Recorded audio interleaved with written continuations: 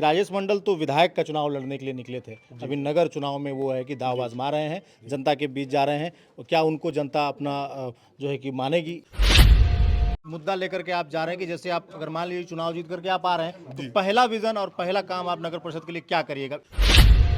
नगर निकाय चुनाव अंतिम चरण में है और प्रचार प्रसार भी कुछ दिनों में थम जाएगा। इस वक्त जो प्रत्याशी हैं वो घर घर जा कर के जनता के बीच पहुंच रहे हैं और उनकी समस्या सुन रहे हैं और अपने बारे में बता रहे हैं और लोगों को इस चुनाव को लेकर के एक्टिव भी कर रहे हैं कि वो घर से बाहर निकलें और इस बार 23 तारीख को भर भर कर मतदान करें। हमारे बीच नगर परिषद से अध्यक्ष के प्रत्याशी राजेश मंडल जी हैं, उनसे हम लोग बातचीत करेंगे। सर, सबसे पहले तो स्वागत है आपका हमारे चैनल में। जी, आपके चैनल का भी बहुत बहुत धन्यवाद।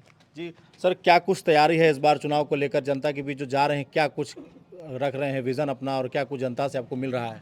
देखिए, हमारा सबसे पहले है कि हर कोई एक प्रत्याशी चुनाव लड़ रहा है, लेकिन राजेश मंडल एक समूह विशेष के कहने के अनुसार ये चुनाव लड़ रहा है और लगभग उसमें से बुद्धिजीवियों का 20-21 आदमी ऐसे हैं जो अपने आप को 21 वार्ड में काम कर रहे हैं, जिनका एकमात्र ध्येय है कि गोड्डा को भ्रष्टाचार से मुक्त कराना है और गोड्डा को एक सुंदर गोड्डा का निर्माण करना है। और इन सारे समाज के बुद्धिजीवी वर्ग आज हमको चुनाव लड़ा रहे हैं, इसलिए हमारा एकमात्र ड्यूटी है। आप देखते होंगे कि शहर का पूरा कटआउट बोर्ड सारा एक ही आदमी का भरा हुआ है, तो ये लोकतंत्र का उपहास है। आप लोग विपक्ष में हैं, आप लोग मेल कर सकते हैं, जगह जगह बनाए गए हैं कि आप शिकायत कर सकते हैं। उस विषय पर हम लोग बाद में जाएंगे। इस वक्त हम इस विषय पर आ रहे हैं कि जनता के बीच आप क्या विजन लेकर के जा रहे हैं और जनता के से आपको क्या शिकायतें मिल रही है? बस हमारे लिए बस एक ही चीज़ है कि जनता ये चाह रही है कि सिर्फ क्योंकि मेरा 40 साल राजनीतिक कैरियर रहा जी, राजनीतिक जीवन का, पिछले कई सालों से हम भी आपके साथ हैं, कई सारे आंदोलन आपने किए हैं। जी, और सारा चाहे कल सफाई कर्मियों का आंदोलन हो या शहरवासियों का आंदोलन हो, चाहे हम राजनीतिक दल के बैनर के तले हों या फिर सामाजिक स्तर पर हो, हमने विभिन्न लोगों के साथ में जो साथ दिया है, आज वो सारे लोग चाह रहे हैं कि हम लोग को राजेश मंडल जैसा नगर अध्यक्ष चाहिए, ताकि जिस तरह से गोड्डा नगर और गोड्डा जिला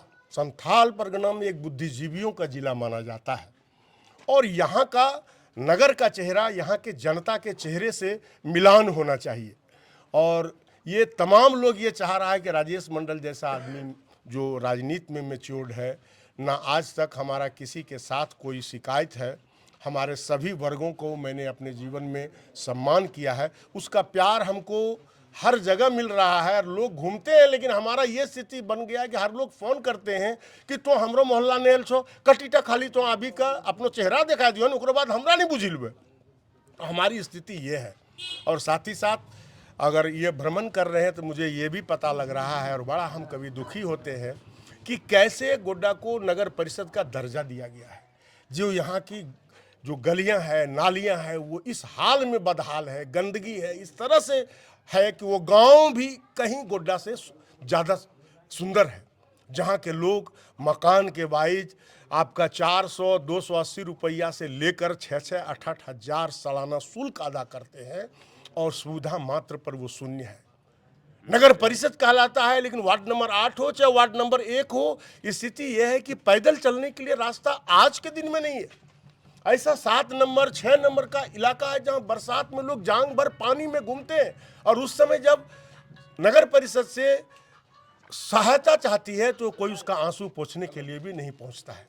इसलिए लोग इतने आक्रोशित हैं, एक सही प्रतिनिधि की खोज में है और उसके सामने हमारा चेहरा फिट बैठ रहा है और सारे लोगों का अपार समर्थन मिल रहा है। एक जो मेन मुद्दा लेकर के आप जा रहे हैं कि जैसे आप अगर मान लीजिए चुनाव जीत करके आप आ रहे हैं तो पहला विजन और पहला काम आप नगर परिषद के लिए क्या करिएगा? मेरा सबसे पहला एक गरीब की सेवा और शहर के सुंदरता को बढ़ावा देने के लिए और स्वस्थ बनाने के लिए मेरे विवेक के अनुसार जो मुझे लगा है कि सबसे पहले गोड्डा के सफाई कर्मियों का नियमित भुगतान होगा। एक निश्चित तारीख को उसका वेतन भुगतान किया जाएगा ताकि वो भरपेट भोजन करके ईमानदारी पूर्वक अपना फर्ज निभा सके और शहर को स्वच्छ रख सके। जब शहर मेरा स्वच्छ रहेगा तो ये लाजमी है कि हमारा स्वास्थ्य भी अच्छा बनेगा, क्योंकि गलियों में जब नालियों में जब कीड़ा और जब वो उड़ता है तो घर में भी जाता है। सिर्फ वो मच्छर वाला अगरबत्ती, फॉगिंग का काम शहर में होता ही नहीं है। सिर्फ उन पदाधिकारियों के घर में हो रहा है जिनसे कि भुगतान में उनको कोई अड़चन ना लगे, लेकिन आम पब्लिक को फॉग के लिए कभी पर्व त्यौहार में भी साल में अगर एक आध बार दर्शन हो जाता है तो ये काफ़ी है।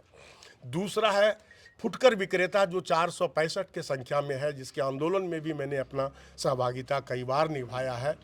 और हम स्पष्ट, मेरी दूसरी प्राथमिकता है कि उन्हें अधिकृत सरकार के द्वारा भूमि अधिकृत कराकर। मैनिफेस्टो आपने जारी कर दिया है जी, 2 पेज का मैनिफेस्टो है, क्या लोगों को समझ में आ रहा है आपका मैनिफेस्टो? एकदम आ रहा है, और लोग मतलब क्या करते हैं, विश्वास भरे निगाह से हमारे तरफ देख रहे हैं। हमारे किए गए कर्मों से और हमारा बिताए गए उम्र का जो इतिहास है, ये सबको लग रहा है।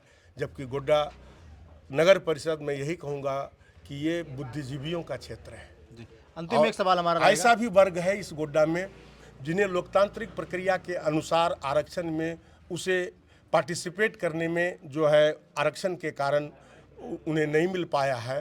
तो उन सारे लोगों का, खासकर यूं कहिए सामान्य वर्ग के भी लोगों का पहला पसंद आपका राजेश मंडल है। एक और सवाल हमारा रहेगा, जो लोगों के जन में जब मैं जा रहा हूं तो वो लोग कह रहे हैं कि राजेश मंडल तो विधायक का चुनाव लड़ने के लिए निकले थे, अभी नगर चुनाव में वो है कि दाव आजमा रहे हैं, जनता के बीच जा रहे हैं, और क्या उनको जनता अपना जो है कि मानेगी? इस पर क्या कहिएगा आप? देखिए, हाँ, इस पर हम थोड़ा सा आपसे समय लगेगा, क्योंकि हम यहाँ सब देखिए, आप यहाँ जानते हैं कि सबसे ज़्यादा यहाँ वोटर्स जो है, अगर कास्ट वाइज देखेंगे तो माइनॉरिटी के मुस्लिम समाज के साथ साथ यहाँ पर ब्राह्मणों का वोट बराबर है, और वो चुनाव लड़ने से वंचित है।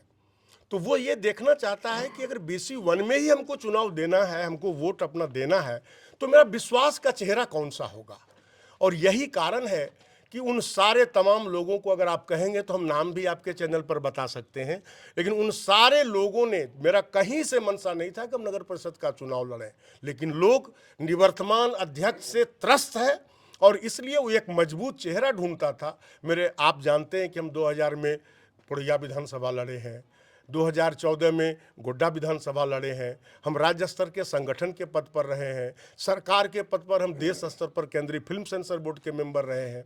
लेकिन जब लोगों का विश्वास को हम अपनी ओर देखें तो मुझे लगा कि अगर सेवा करने का एक इलेक्टेड मतलब कि प्रतिनिधि के नाते अगर हमको एक मंच अगर मिलता है तो हो सकता है कि हम बड़े मंच के लिए भी लोगों को इस छोटे मंच पर भी काम करके हम दिखा सकें, ताकि लोगों को मेरी नियति का पता चले कि ये आदमी जो बोलता है सो करता है।